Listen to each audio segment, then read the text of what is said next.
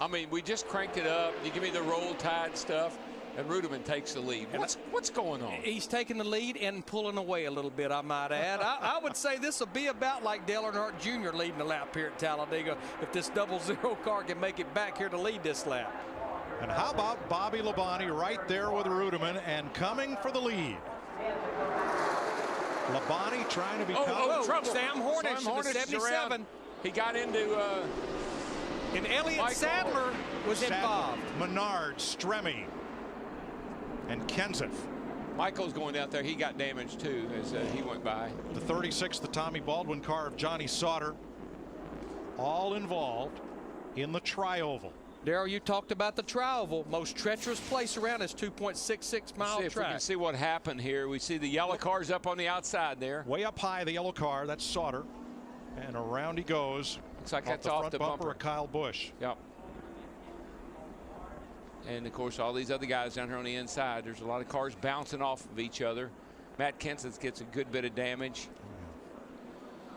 Sauter is okay. He's put the window net down, signaling emergency crews that he's all right, and everyone else drove away. One of the things that I didn't like about that last sequence of pit stops, fuel only, no tires. Somebody took 2, somebody took 4. Cars get a little bit off. Look in the high lane. Michael Waltrip right behind Kyle Busch in the 55. Pow, gets it in the left front. Boy, he did. That's a hard lick. Poor Matt Kenseth, his day was just doomed from the get-go.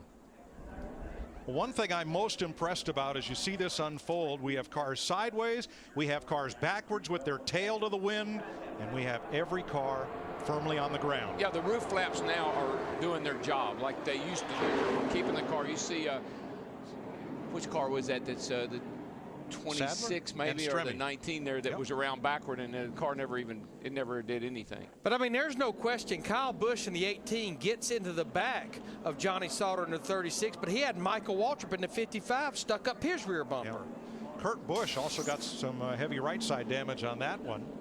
Yeah, he There's did. a look at it right behind the right front wheel. I think that's repairable. This probably not. I mean, the car took a hard shot into the outside wall. It's going to damage probably some of the garage. suspension parts. parts. Like that right there. Yeah. Yeah, the left front looks as bad as the right, and Matt Kenseth has it on both sides of the front end of the Valvoline Ford. Yep. Talked to a lot of drivers this week. There's Max Pappas in the 13 car going to the garage area. You look at Matt Kenseth, comes in here second to points, knowing that this restrictor plate race can be a game changer in these points. And you wonder why Dale Earnhardt Jr. called it the lottery? There was your answer right there. Elliott Sadler, a little bit of right side, right front damage there. Not too much. Not much at all. Make sure you shape that fender real good at the top. And Kyle Busch, you see the mark just below the grill on the front bumper from the contact. Bring it to us, bring it to us. With Sauter. Here's our Built Tough Ford track facts. Ford leads all manufacturers at Talladega with 26 Sprint Cup poles. Mark Martin in a Ford won the fastest Sprint Cup race ever held at Talladega, 188 miles an hour average speed. And the most cars involved in a single Talladega wreck was 27 back in 2003. Ford, built Ford tough. Pit road's open, Dick. David Ruderman is going to take fuel only. Joey Logano with pit in front of him. He'll do the same. Steve. Jeff Gordon on pit road.